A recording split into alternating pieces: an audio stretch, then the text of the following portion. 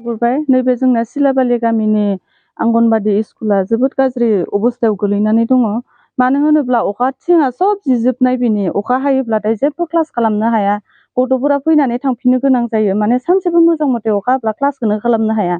बिनिखायनो आङो जोंनि काउन्सिलनि बा जोंनि पन्सायतनि दैदेनगिरिफोरनिसिम खावलायनाय जायोदि जाहाथे बे आंगनबादि स्कुलखौ एसे नायफामनानै होयो आरो रिपेयारिं होनायनि बेबस्थाखौ खालामो आरो। ओरैनो जेनेबा जोङो थिं गब्लं असुबिदा जायो बिराद असुबिदा क्लासखौनो लानो हाया। जेबो संनानैबो जाहोनो हाया।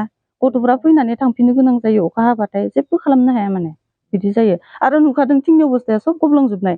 दाल' नङा बोसोरनैसो जाबाय बे थिं गब्लंनाया। जों बयनावबो थांब्लाबो जों बिदि सुबिदाखौ मोनाखै आरो। ओंखायनो आं सानो जोंनि बे काउन्सिलनि बा जोंनि बे सिलासुदि पन्सायतनि दैदेनगिरिफोरा एसे नायफामनानै बे स्कुलखौ मोजां खालामनानै होयो आरो। बेखौनो खावलायनो सानदों आरो। दैदेनगिरिफोरखौ खावलायहरो सरकारनिफ्राय दैदेनगिरिफोरा बुंब्ला खिजानु सरकाराबो एसे नायगोन खोमा बिदि सानदों आरो।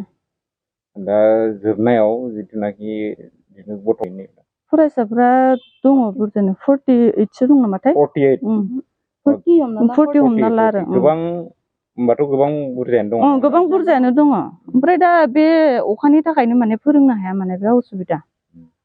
क्लासबो खालामनो हाया। फैना दं जों संनाबो जाहोनो हाया स्कुलाबो अखानि थाखाय। ओमफ्राय बिदिनो वेटबो खालामनांगौ दा दिनै जों 10 तारिखआवनो खालामजोबनांगौमोन जों अखानि थाखायनो खालामनो हायाखै आरो। ओमफ्राय गार्जेनफोरा फैयो गोबां बिमा बिफानि गार्जेनफोरा गथ'खौ दोनलांनो फैयो। गामिनि मानसिफोराथ' बयबो मिथिया स्कुला गब्लं ना मा थिं गब्लं ना मा बेखौथ' बयबो मिथिया। बेखायनो माने बिमाफोरा दोननो फैनायफोरा नुलाङो आरो नुनायफोरा सानो आरो मिथिजोब्बाय दाना अखा हाबा क्लास खालामनो हामारा थारैनो नंमारगौ खोन्थाया होनना। ओंखायनो बिसोर अखा हाबा हगार हरला जाबाय आरो गथ'फोरखौ। ओरैनो बर' स्कुल हिसाबै नायस'नासै ना माया सरकारा जेनेबा नोंसिनि बिदिनो खोमा जोंबोथ' बिदिनो सानो। ओरैनोबाथ' जों वाट्सएप माबा माबिफोराव जेनेबा आं सुपारभाइजारफोरनोबो हरो बिदिनो गावसोरबो नायफैयो ओमफ्राय हरगोन दङ रिपेयारिं माथो हराखै नेयै मेंलाय लांबाय दिनै।